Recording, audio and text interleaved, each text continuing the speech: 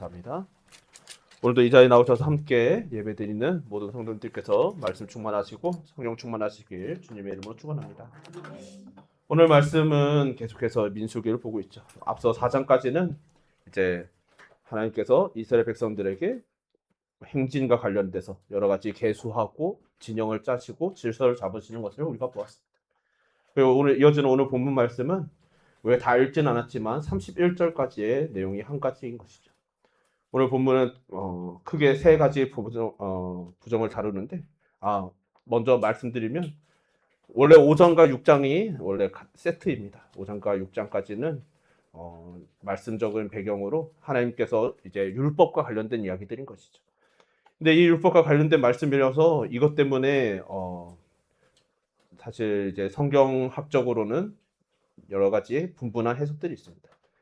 왜냐하면 민수기에 대한 논란, 전체적인 논란인 것인데요. 모세오경 중에 모세오경을 구성하는 큰 두 가지 주기는 이야기하고 율법이거든요.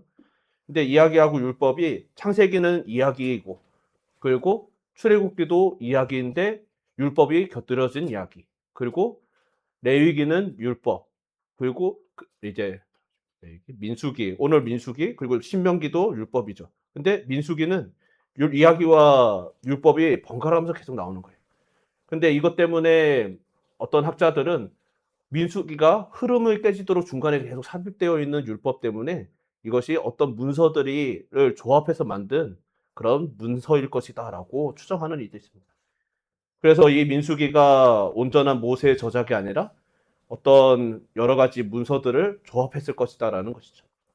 그러나 우리가 속해 있는 성경 해석학적인 진영에서는 그렇게 해석하지 않고 이 민수기를 대단히 치밀하고 세심하게 배치한 문서, 그러니까 문학, 책, 하나님의 말씀을 담은 책이라고 보고 있는 것이죠. 그러니까 이 중간에 오늘 본문을 포함한 5장, 6장을 포함한 중간중간에 삽입되어 있는 이 율법에 대한 것들은 이 민수기의 흐름을 깨기 위해 깨는 삽입이 아니라 이제 이 이스라엘 백성들이 질서를 유지하며 나아가는데 이제 하나님께서 앞서 계수하시고 행진할 때 어떻게 진영을 짤 때는 어떻게 짜고 행진할 때는 어떻게 행진해야 된다 질서를 잡으셨잖아요. 근데 그것을 앞으로 그 질서를 유지해 나가기 위해서 어떤 것을 명심해야 되는지 알려주시기 위해서 이 말씀이 치밀하게 배열한 것이다라고 이제 우리는 해석하고 있는 것이죠. 그런 것들을 우리가 염두에 두고 오늘 말씀을 함께 살펴보기를 소망합니다. 오늘 본문은 크게 세 가지 부정을 다루고 있죠. 첫 번째는 1절과 4절에 의도적이지 않은 의식상의 부정의 문제이고, 두 번째는 5절에서 10절에서 공적으로 해결해야 할 범죄의 문제, 세 번째는 11절에서 31절에 나오는 언약을 깨는 신실하지 못한 죄의 문제를 다루고 있습니다. 먼저 의도적이지 않은 의식상의 부정의 문제를 보게 되는데 여기는 세 가지 경우가 언급되고 있죠. 나병 환자, 유출증 환자, 그리고 시체와 접촉한 자입니다. 먼저 나병 환자로 번역된 단어는 오늘날 많은 이들이 한센병과 같은 병일 것이라고 생각들을 하지만 사실 엄정한 의미에서 어떤 병인지 오늘날 우리는 알 수 없습니다. 그냥 증상이 유사한 부분이 있기 때문에 그럴 것이다라고 추정하는 것뿐이죠. 그렇기 때문에 그렇지만 어떤 병인지 우리가 알 수 없고 정확하게 단정할 수 없지만 악성 피부 질환 같은 것으로 이해할 수 있습니다. 이 경우는 레위기 13장에서 14장이 자세하게 다루고 있죠. 또 두 번째로 언급되는 유출증은 레위기 15장이 다루는 증상인데 생식기로부터 정액이나 혈액의 분비와 관련된 증상들이죠. 마지막으로 시체와 접촉한 경우 이런 접촉한 경우는 특별하게 우리가 딱히 더 생각할 필요가 없는 것이죠. 시체와 접촉했을 경우 이렇게 세 가지 경우가 처해 있는 사람들은 진영 밖으로 나가야 된다라는 것이죠. 그리고 이것은 모두 의식상의 부정의 문제였습니다. 이 내용은 현대적인 개념으로는 현대인들에게는 사실 잘 이해가 안 되는 거예요. 왜 그런 건 당연한 생리적인 현상이라든지 혹은 어쩌다가 살아가면서 어쩔 수 없이 일어날 수 있는 일을 가지고 왜 부정하다고 하고 배제해야 되는 것이지라고 우리는 배제라고 생각하잖아요. 그러니까 배제이고 차별이고 이렇게 생각하지만 그러나 이 구약의 이 민수기가 쓰여지던 당대 이 구약의 시대를 살아가던 이들에게 이것은 차별이나 배제의 문제가 아닌 것이죠. 하나님 앞에서의 정결, 거룩의 문제였습니다. 여기서 전제 조건은 무엇이냐면 질병이라는 것에 대한 전제, 그리고 우리 몸에서 일어나고 있는 여러 가지 현상들에 대한 전제 조건들이에요. 그러니까 예를 들어서 대표적인 것이 질병인 것이죠. 오늘날 우리는 질병이 죄라고 생각하지는 않습니다. 왜냐하면 질병은 치료해야 되는 것이고 그 질병 때문에 우리가 그 사람과 이 사람 질병 때문에 이 사람은 하나님께 벌을 받아서 심판받고 있어라고 생각하지 않죠. 그렇지만은 그 질병에 대해서 우리 이 시대를 살고 있는 우리 그리스도인들에게도 명확하게 정의하고 있는 것이 있는데 이 질병은 이 세상이 부패한 증거이고 타락의 열매이며 죄의 싹시라는 것입니다. 그러니까 오늘 본문을 포함하여서 율법에서 이런 질병 때문에 이제 진 밖으로 나가야 되는 경우는 무엇인가 하니 이것이 세상에서 죽음, 그러니까 죄의 문제라는 것을 잊어서는 안 된다는 것을 의미하는 거예요. 질병과 죽음은 하나님의 영광에 부합하지 않는 것이기 때문에 부정한 것은 무엇이든지 하나님 앞에 설 수가 없는 것이죠. 왜냐하면 완전하신 하나님께서는 완전한 백성을 요구하시기 때문입니다. 그렇기에 병이 있는 사람은 진 밖으로 나가야 한다는 것은 정상적이지 않은 상태에서는 하나님의 성소에 참여할 수 없다는 것을 보여주는 것이죠. 이것이 오늘날 이 신약 시대를 살고 있는 신약 교회 성도들에게는 성찬 의식과 관련돼서 생각해 볼 수 있는 거죠. 우리가 성찬을 할 때 이제 광고할 때 꼭 하는 광고 있잖아요. 하고 성찬을 시작하기 전에도 혹 부지 중에 죄를 지으셨거나 생각나신 것이 있으시거나 이런 분들은 이제 성찬에 참여하지 말고 이제 양심에 거리끼는 분들은 참여하지 말라고 광고를 하잖아요. 그런 것과 유사한 것이죠. 완전히 동일하다고 할 수는 없겠지만. 그러니까 하나님 앞에서 거리끼는 것들, 하나님 앞에서 죄 때문에 죄가 적시된 것들, 이런 것들을 하나님 앞에서 우리가 구별하는 작업인 거예요. 왜냐하면은 여러분 오늘날 우리는 하나님 앞에서 내가 병들었는데 하나님께 이 예배 자리에 나왔다고 하나님께서 우리를 징계하는 시대를 살고 있지 않잖아요. 근데 물론 그것도 구약 때에도 징계라기보다는 거룩하신 하나님 앞에서의 성결의 문제였지만 율법을 보면 그리고 구약을 보면 하나님 앞에서 의도하지 않았지만 죄라면 그 죄 때문에 하나님께서 그 자리에서 치시고 죽는 일들이 반복되어 왔던 것을 우리는 구약 전반을 걸쳐서 수도 없이 보게 되는 것이죠. 그러니까 이 진영 밖으로 나가라는 것은 오히려 그들을 구별하시고 보호하시는 의미 중에 이 의미도 포함된 것으로 우리는 볼 수 있는 것입니다. 그러니까 이것은 우리가 피하고 우리 중에서 구별되어야 되고 사라져야 될 죄의 문제이지만 동시에 인간이 피할 수 없는 연약함이라고 하나님께서는 인정하시고 이것에 대해서 죄의 고백을 요구하지 않는 거예요. 그러니까 뒤에 언급되는 다른 죄와 구별되는 것인데 하나님께서는 이 질병이나 혹은 우리의 생리 현상이라 혹은 부지 중에 시체를 만진 것에 대해서 이것을 너희들이 죄에 대해서 고백하고 하나님 앞에서 회개하라고 말씀하시는 것이 아니죠. 그 자체를 죄로 보지는 않으셨던 것입니다.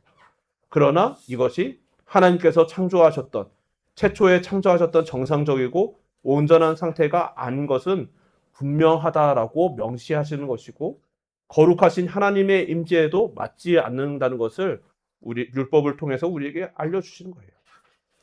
그러니까 이스라엘 백성 중 하나가 피부병이 생겨서 진영 밖으로 나가야 한다 해도 그는 진영 밖에 있을 뿐 여전히 하나님께 속한 백성입니다. 하나님을 여전히 예배할 수 있는 하나님의 백성인 거예요. 단지 실질적인 차원에서 성소에 참여하는 일이 불허되었을 뿐인 것이죠. 그 외에도 성경은 우리 몸에 대해서도 관심을 가지며 이후에 나오는 그 모든 것들이 하나님께서 우리의 육신에 대해서 관심을 가져주시는 것이죠. 그리고 두 번째로 언급되는 부정은 공적으로 자백하고 회개해야 할 뿐 아니라 배상도 요구되는 범죄를 의미하고 있죠. 5절에서 10절인데 여기서는 이웃에 대한 범죄가 어떻게 하나님께 대한 죄가 되는지를 우리에게 보여줍니다. 6절에 여호와께 거역함으로라는 말은 신뢰를 저버리는 배신 행위를 의미하죠. 본문은 이웃에게 손해를 입히는 경우의 죄를 주로 다루고 있는데 이것은 하나님의 언약 백성으로서 하나님께 대한 언약과 신의를 저버리는 행위라는 거예요. 그래서 다윗이 우리가 뒤에 보면은 훗날 다윗이 밧세바의 범죄와 관련된 이 범죄 사건 때 회개하면서 내가 주께만 범죄하여라고 고백하는 근거가 여기 있는 것이죠. 여기서 다루는 죄는 이미 레위기 6장 2절 이하에서 다룬 범죄인 경우인데 이 범죄를 다루는 원리는 자백과 배상이 있어야 한다는 것이죠. 여기서 중요한 것은 자백과 배상인 거예요. 여기서 정말 다윗이 하나님께만 범죄하여라고 하였다고 해서 이것이 배상이 면제되는 것은 아니었다는 것을 우리가 기억해야 되는 것이죠. 많은 이들이 참 오늘날 현대 특별히 한국 교회에 대해서 참 많은 부분에서 비난하고 그런 이유 중에 하나가 예시 중에 하나가 미랑 같은 영화의 이야기인 것이죠. 한때 제가 대학 다닐 때 많이 나와가지고 많은 이들에게 화제가 되었고 이걸 가지고 안 믿는 사람들이 정말 질문을 많이 했던 기억이 납니다. 그리고 그런 경우가 충격적이게도 허다했다 실제로 있었다는 이야기들도 많이 듣게 되는 것이죠. 그것이 무엇입니까? 정말 범죄한 자가 있는데 정말 그 피해자가 이로 인해서 너무나 극심한 고통 중에 하나님 앞에서 은혜를 받아서 그 사람을 용서해야겠다는 마음을 품고 갔는데 그 죄인은 이미 내가 회개해서 해결함을 받았다라고 간증하고 있는 거죠. 그러니까 자백을 하고 있는 건데 근데 거기서 사람들이 많은 충격을 받고 비난하는 그런 일들이 일어난 거예요. 근데 성경은 특별히 구약에서도 율법에서는 자백과 배상이 있어야 되는 거예요. 그래서 이 배상의 기준도 구체적으로 명시하고 있는 것을 보죠. 손해를 입힌 것에 대해서는 5분의 1을 더하여 120%로 배상해라. 그리고 억울한 심정을 배려하시는 하나님의 기준인 것이죠. 그리고 만일 배상해야 될 대상이 죽었거나 친척도 없다면 그 배상의 책임이 면제되는 것이 아니라 하나님께 대한 궁극적으로는 이것이 하나님을 향한 범죄이기 때문에 제사장에게 가서 이 죄에 대해서 이 배상의 책임을 배상을 하라는 거예요. 그리고 이 자백과 배상이 끝이 아니라 반드시 이 모든 죄에는 속죄 제물을 드려야 된다는 것이죠. 8절에 나옵니다. 그래서 속죄 제물로 수양을 반드시 드려야 된다는 거예요. 그리고 레위기 6장 6절에서 7절에서도 언급되는 것이죠. 즉 이 죄의 문제에 있어서 고의성이 있든지 뭐 누군가에게 손해를 끼쳤든지 이런 범죄와 관련된 죄는 반드시 자백과 배상 그리고 하나님께 제사를 드림으로써 해결해야 된다는 것이죠. 이것을 통해서 하나님께서 분명히 말하는 것은 우리가 그냥 가볍게 사람들 가벼운 죄는 없지만 그냥 인간 사회에서 일어날 수도 있는 그 모든 일들에 대해서 그냥 하나님께서는 그 모든 것에 대해서 가볍게 여기지 않으신다는 것을 분명히 하시는 것이죠. 반드시 인간 당사자들 간의 문제에서도 해결돼야 되고 자백과 배상 그리고 궁극적으로 그 모든 죄가 하나님께 저지른 죄임을 인정하고 나와서 제사함으로써 하나님께도 사함을 받는 것까지 이르는 것이 바로 하나님의 백성들의 죄의 문제, 해결의 문제인 것이죠. 이것이 오늘날 신약에 와서 또 유효한 것이죠. 오늘날에도 우리가 죄를 자백하고 또 배상한다. 그 문제가 분명히 말씀하셨잖아요. 우리 주님께서도 뭐 생각나는 것이 있다면 가서 화해하고 와라. 용서를 빌라. 그런 말씀을 분명히 하시는 것이죠. 그거 하고 하나님께 다시 나와서 속에서 제사를 드리고 예배를 드리고 기도하고 회개하고 그 모든 것들이 이어져야 되는 것이죠. 그리고 이어지는 11절에서 31절의 문제가 이제 가장 큰 비중을 차지하고 있는데 부정의 문제이죠. 특별히 이제 결혼을 대표적으로 해서 우리에게 보여주고 있는데 성경은 사실 이 결혼이라는 것에 대해서 대단히 중요하게 여기죠. 이 결혼이라는 것을 단순한 제도가 아니라 언약이라는 측면에서 접근합니다. 이 결혼이라는 언약을 배신한 죄와 관련된 것을 11절 이하에 우리에게 들려주고 있는데 하나님께서 앞서 말씀드렸듯이 정말 이 결혼이라는 제도를 중요시 여겨요. 그래서 이 하나님의 백성과의 관계를 결혼에 자주 비유하셨거든요. 그러니까 하나님께서 백성들과 맺은 그 언약 관계를 결혼에 비유하시면서 부부 관계와 동일하다고 보신 것이죠. 그렇기 때문에 결혼에 대해서 중요하게 여기는 것은 당연한 것이고 그래서 많은 비중을 할애한 것으로 볼 수 있습니다. 여기서 중요한 것은 결혼 언약을 신실하게 지켜야 한다라는 거예요. 그래서 간음은 결혼 언약을 깨는 행위이고 그렇기 때문에 우상 숭배 역시도 하나님과의 언약 관계를 깨는 행위라는 것을 비교하여서 보여주시는 것이죠. 그 인간 사회에서 부부의 관계가 무너지면 그 사회에서는 사실 기대할 것이 없죠. 오늘날 다양한 뭐 가정이 있다 뭐 이런 이야기도 있지만 결국 이 사회를 지탱하고 근간이 되는 것은 부부이죠. 부부 관계가 이루어지고 그 부부 관계가 유지되고 그 부부 관계가 유지됨으로써 지켜지는 가정이 건강한 가정들이 비중이 최소한 어느 이상을 차지하고 있어야만 이 사회가 유지되는 것입니다. 그리고 만약에 이 관계가 완전히 무너진다면 부부 관계가 완전히 무너진다면 그 사회에서는 기대할 수 있는 것이 없는 것이죠. 하나님께서 세우신 가장 기본이 되는 사회의 가장 기본이 되는 질서인 부부 관계가 의심과 질투로 무너지는 것은 하나님의 백성인 이스라엘 공동체의 근간을 흔드는 행위가 되는 것이었습니다. 근데 여기서 다루는 문제는 의심의 문제예요. 특별히 남편이 아내의 부정에 대한 물증은 없지만 의심을 품게 되면 어떤 문제가 생기는지에 대한 것을 다루고 있는 것이죠. 여기서 특별히 또 오늘날 이 시대를 다루는 어떤 현대인들은 이제 왜 남편의 부정만 아니 그지 남편의 이야기만 있는 아내의 부정만을 이야기하느냐라고 묻는 이들이 있지만 이것은 사실 시대적인 문제를 우리가 헤아려야 하는 것이죠. 오늘날에야 역사학자 어느 이제 교회와 상관없는 역사학자들이 이야기하는 토론하는 것을 들은 적이 있는데 현대인들의 교만 혹은 현대인들의 오만에 대한 이야기를 자주 이야기하시는 거예요. 왜냐하면 우리는 이미 민주 사회 속에서 현대적인 시스템이 갖춰진 세상 속에서 살아가니까 정말 이 세상이 너무나 당연하다고 생각하는 거예요. 예를 들면서 그 중에 하나의 예가 이제 물로 씻는 것에 대한 이야기를 해줬는데 오늘날 현대인들은 물로 씻어야지만 깨끗하다고 생각한답니다. 근데 고대인들에게 물로 씻으라고 하면 죽으란 뜻이었다는 거예요.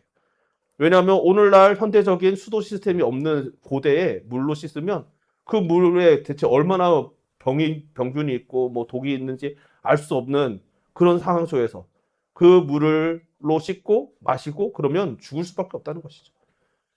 그러니까 이 여성의 문제에 대해서도 고대에는 어쩔 수 없이 좀 더 오늘날처럼 법과 사회적인 시스템이 체계적이지 않고 보호하는 그런 체계가 완비되지 않은 이 시대적인 한계를 명백해야 되고 어쩔 수 없이 약자인 여성이 크게 피해를 볼 수 있는 상황이 있다는 것을 인정해야 되는 것이죠. 그래서 이 율법에서 여성의 부정에 대한 이런 언급이 있는 것은 여성을 특별하게 옥죄고 혹은 그들을 제어하기 위한 차별하기 위한 것이 아니라 어쩔 수 없이 상대적으로 더 피해를 보고 더 손해를 보고 어쩔 수 없이 더 그런 공격의 대상이 될 수 있는 여성들을 보호하기 위한 장치였다라는 것이 오늘 성경학자들의 일관된 해석인 것이죠. 그러니까 오늘 본문 말씀에서 부부간의 의심의 문제가 생겼을 때 또 어쩔 수 없이 그 시대적인 한계로 약자일 수밖에 없는 여성들이 아내가 의심을 당하고 이로 인해서 쫓겨날 처지에 놓이고 또 때로는 고대의 그 근동의 가치관에서는 끌려 나와서 돌에 맞을 수도 있는 상황이잖아요. 목숨까지 잃을 수 있는 그런 상황에서 하나님께서는 율법으로 명시하시면서 그거에 대한 확실한 증거를 반드시 제시해야 된다고 명시하시는 거예요. 증거 없이 너희들이 그것을 의심만으로 단죄해서는 안 된다라고 말씀하는 것이죠. 오늘날 그런 장치가 이런 증거를 반드시 제시하지 않았을 때 생기는 일들에 대해서 어느 한 일면을 우리가 이슬람 사회에서 일어나는 일들을 볼 수 있는 거잖아요.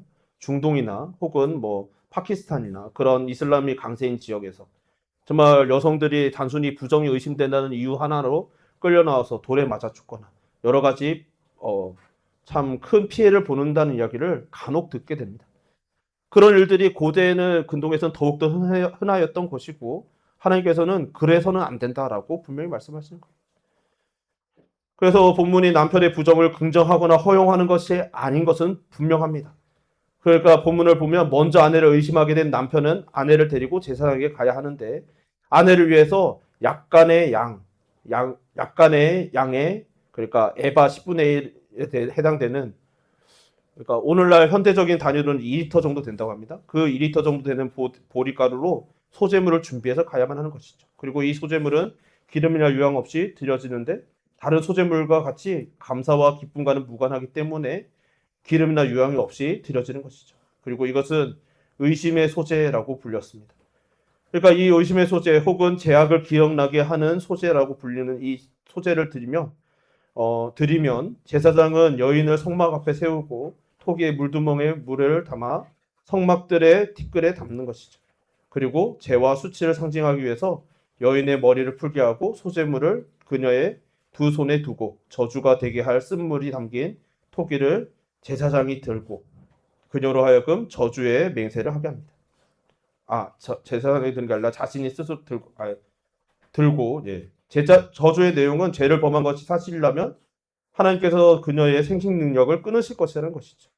넙정다리가 마르고 배가 붓는다는 표현은 생식 능력이 끊는다는 것을 완곡하게 표현하는 표현입니다.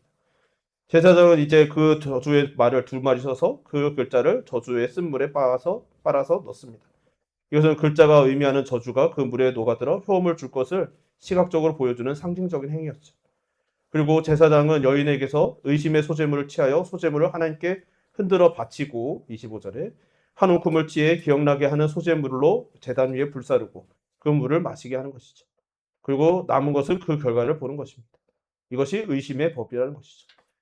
이거는 참 고대나 중세에서 시제법이라는 것과 유사해 보이는 법인데, 그러니까 이게 그렇다고 시제법이 뭐냐면 물이나 불로서 고통을 주는 방식이에요. 그래서 예를 들면 극단적인 방식 중에 한데 물을 예를 들어서 중세 때 마녀 재판을 할 때 물에 던졌는데 가라앉으면 뭐 마녀고 가라앉지 않으면 물에 뜨면 마녀고 뭐 이런 식으로 보여주는 것들을 가지고 고통을 주면서 그 죄의 여부를 가리는 것이 있었던 것이죠.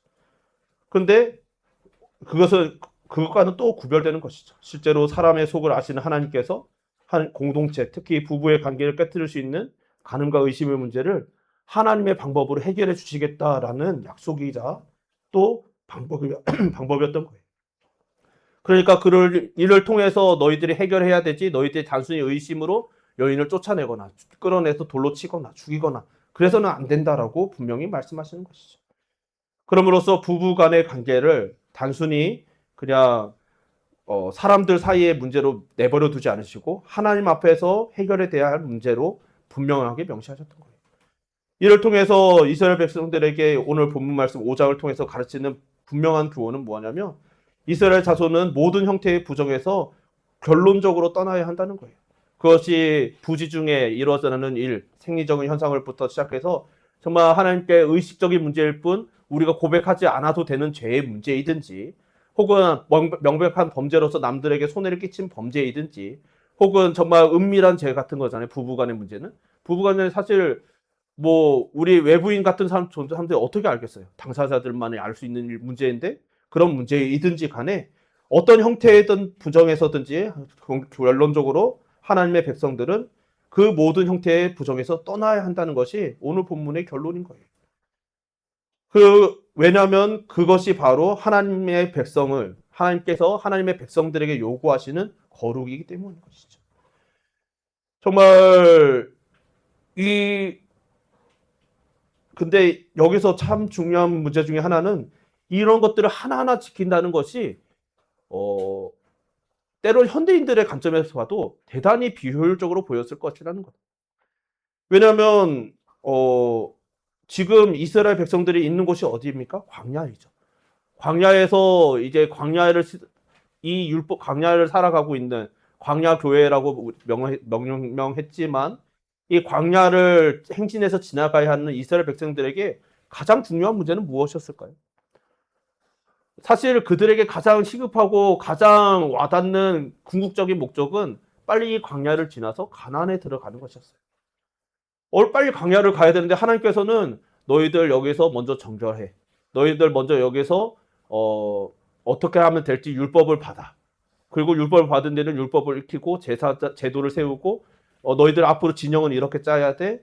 앞으로 너희들 행진은 이렇게 해야 돼. 이런 것들을 가르치고 계시는 거예요. 그리고 이제는 하나님께서 너희들 중에 하나님 앞에 뭐 피부병이 생겼거나 유출병이 있거나 이런 이들은 진영 밖으로 나가야 되고 그리고 다만 그 문제들을 너희들이 씻거나 그리고 제사를 드리면서 해결할 수 있는 문제. 너희들이 회개하고 자백하거나 배상해야 될 문제가 아니다. 그러나 또 어떤 문제들은 너희들이 죄를 회개하고 자백하고 또 그것에 대해서 배상하고 하나님께 제사 드림으로써 그 죄를 씻어야 된다. 또 어떤 문제 부부간의 문제에 있어서는 너희들이 반드시 너희들끼리 그 알아서 임의로 해결하지 말고 반드시 하나님께 나와서 너희들의 이 문제, 이 절차에 반드시 지키면서 충분한 시간을 가지고 충분하게 하나님 앞에서 이 문제를 해결해야 된다라고 말씀하시는 거예요.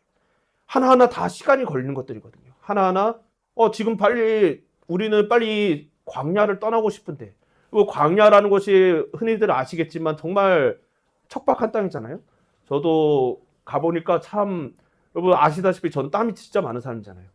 정말 여기 있어도 지금 이 안에 축축해지고 있는데 거기 있으니까 거기서는 제가 정말 뽀송뽀송한 상태로 다녔거든요. 정말 제 옷이 하나도 안 젖는 거예요. 그렇게 땀을 많이 흘린 제가. 그러니까 너무나 뜨겁고 건조해서 땀이 나자마자 증발해 버리는 거죠. 그러니까 제가 땀을 흘린 줄도 모를 만큼 쾌적한 상태로 걸어 다니는 거예요. 그만큼 척박하고 정말 우리가 요 근래 그렸던 폭염보다 더 극심한 척박한 땅입니다. 그러니까 그런 곳에서 생활해야 되는 40년 동안 보내야 될 앞으로 아직 이제 40년이 아니라 이제 1년 조금 넘게 지냈지만 이들이 정말 그들이 1년이나 여기서 머물렀으니 얼마나 고통스럽고 힘들었겠어요. 빨리 가고 싶은 마음이 그들에게 가득했을 거죠. 간절했을 것이죠. 그런데 하나님께서는 그들에게 빨리 이제 출발해라. 어느 길로 가라. 그러면은 빨리 도착할 수 있을 것이다. 알려주시는 것이 아니라 정말 하나하나 질서를 잡으시고 율법을 가르쳐 주시고 어떻게 제사 드릴지 하나하나 지정하시면서 또 하나하나 가르쳐 주고 계시는 거예요. 훈련시키시는 거예요. 그러니 참 너무나 어쩌면 보면 답답한 문제인 것이죠. 그런데 그것이 바로 하나님께서 하나님의 백성들을 다루시는 방법이었다는 거예요. 여러분 여기서 우리가 잊지 않아야 하는 것은 하나님께서는 공간뿐만 아니라 시간도 창조하신 분이시라는 거예요. 그래서 시간과 공간을 함께 사용하시는 분이신 것이죠. 그러니까 하나님께서는 단지 우리 공간적인 역사만 이루시는 분이 절대 아니라는 것입니다. 근데 우리 인간들은 자꾸 공간적인 역사에 한정하는 거예요. 빨리 내가 있는 이 공간이 빨리 변화되었으면, 내가 있는 이 공간이 빨리 뭔가 변화가 있었으면, 자꾸 그런 생각을 하는 거거든요. 당장 내 눈앞에 보이는 이 공간의 변화, 내 현실의 변화, 이런 것들을 바라지만 하나님께서는 충분히 때로는 시간까지 들여가면서 이스라엘 백성들에게 지금 오늘 본문에서는 1년 1개월, 그리고 좀 지나서는 40년 동안 광야 생활을 하게 하시면서 이스라엘 백성들을 훈련시키시고 하나님의 나라에, 그러니까 가나안 땅에 들어가기에 합당한 민족들로, 백성들로 훈련시키셨듯이 우리들에게도 시간을 사용하셔서 훈련시키시는 거예요. 또 역사하시는 것이죠. 그러니까 하나님께서는 이 시간을 통해서도 일하시기 때문인 거예요.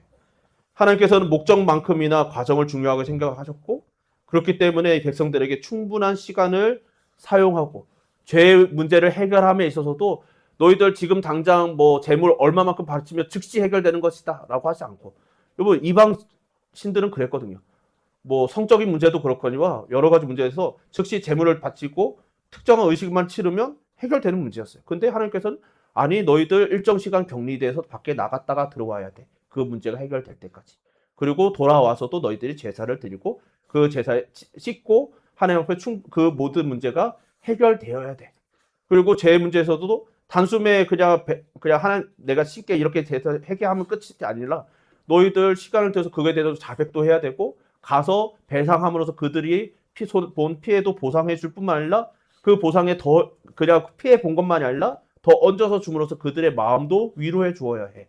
그리고 너희들이 와서 나에게 와서 하나님 우리의 문제를 해결했습니다. 하나님 용서해 주세요라고 제도 하나님 앞에 제사 드림으로 예배 드림으로 회개함으로써 그 너희들이 하나님 앞에서의 죄 문제도 해결해야 돼. 그리고 부부 관계도 단번에 의심됩니다. 오늘 재판해 가지고 증거가 명명백백하니까 합시다. 이러는 것도 아니라 정말 여러분 이 본문 말씀에 그 생리가 끊어진다라는 표현이 뭐냐면 이 생식 능력이 끊어졌는지 확인할 때까지 얼마만큼의 시간이 필요하겠어요. 월경으로만 확인한다고 해도 최소한 한 달 가까운 시간이 필요한 거잖아요. 그러니까 이 충분한 시간을 들여서 그 여인이 정말로 그 문제에 대해서 하나님께서 치시는지 너희들이 반드시 확인해야 된다라고 시간을 드리려고 하시는 거예요.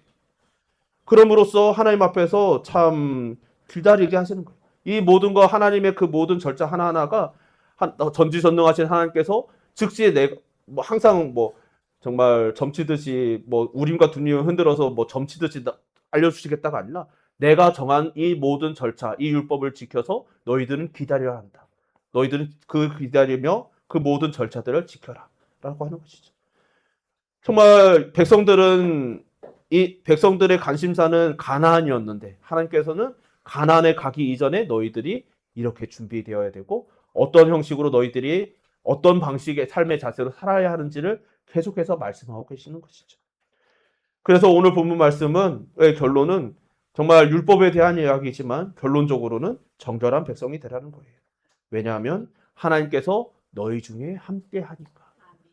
그리고 너희들이 그곳에 가서도 하나님과 함께 거해야 하니까 너희들이 가나안 땅에 가는 것만이 중요한 것이 아니라 나와 함께 늘 동행하며 동거하는 것이 중요하다는 것을 잊지 말라는 것을 그들에게 알려주시는 것이죠. 그래서 이 오늘 본문을 포함한 민수기 전체의 주제는 궁극적으로는 거룩인 것이죠. 간절히 바라기는 이 자리에 있는 저와 여러분 우리 모두가 하나님께서 우리에게 들려주시는 모든 말씀을 담겨있는 우리를 향하신 사랑, 특별히 우리에게의 거룩에 대해서 말씀하시는 그 말씀을 깨달아 알고 하나님께서 주시는 은혜 가운데 살아가는 또 하나님의 나라에 합당한 성도님으로 성화되어져 가시는 성도님들 되시기를 주님의 이름으로 축원합니다. 우리 찬양 한 곡 같이 부르고 불렀으면 좋겠습니다. 예수 늘 함께 하시네.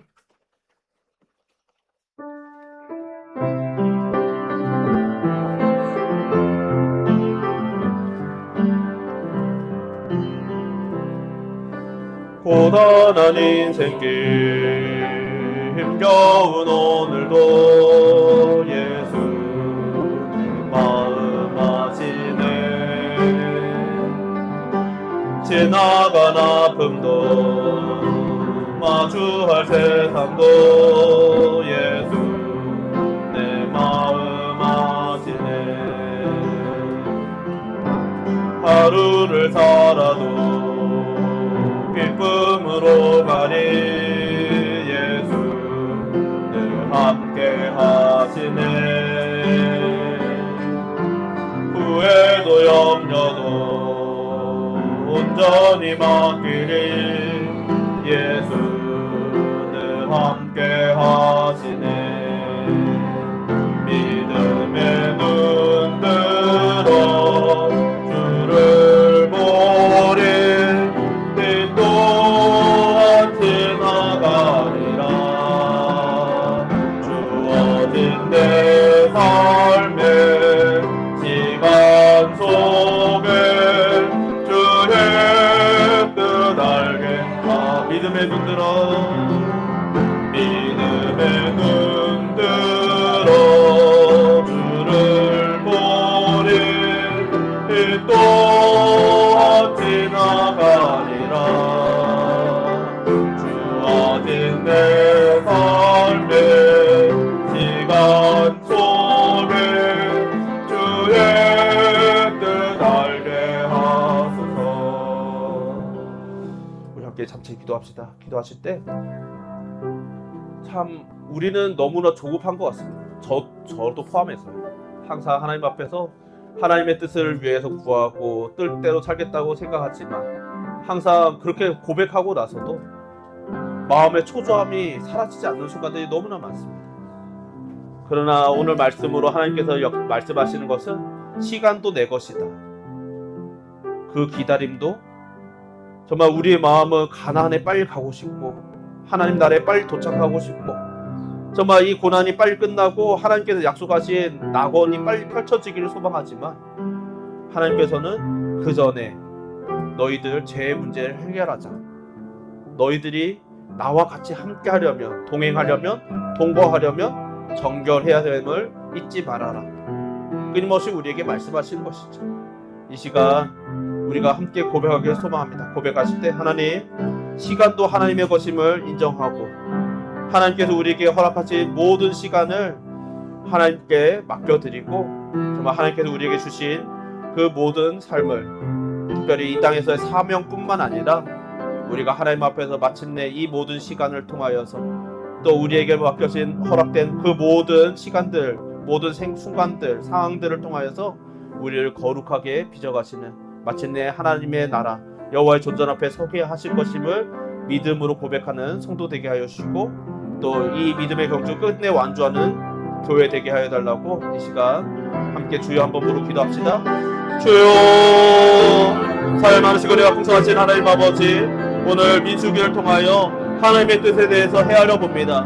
하나님, 지금 광야에서 거하고 있는 이들은 벌써 1년이 넘도록 이곳에 거하며 너무나 척박하고 힘들고 고통스러운 시간을 보냈습니다. 환경이 너무나 괴로워서 주 하나님의 절로 불평이 나오고 주 하나님 아버지의 때는 너무 힘들어서 우리가 차라리 애국으로 돌아가는 게 낫겠다, 차라리 노예 생활하는 게 낫겠다라고 주 하나님 아버지 절규하고 때 하나님 원망하고 주 하나님 아버지 무너지는 모습들을 보일 만큼 힘든 땅에서 주 하나님 아버지 그들의 관심은 빨리 하나님 우리에게 약속해 주신 가나안에 가게 해주세요였지만 하나님께서는 그들에게 기다려라, 여기서 제 문제를 해결해라, 너희들이 어떻게 살아야 되는지 알아야 한다, 그곳에서 그냥 그저 이대로 들어가면 정말 그들에게 저를 놓여질 것이 주 하나님 아버지 심판뿐임을 아시고 그렇게 내버려두지 아니하시고 그들의 정결의 문제, 시간을 들여서라도 반드시 해결해야 할 제 문제를 깨닫게 하시고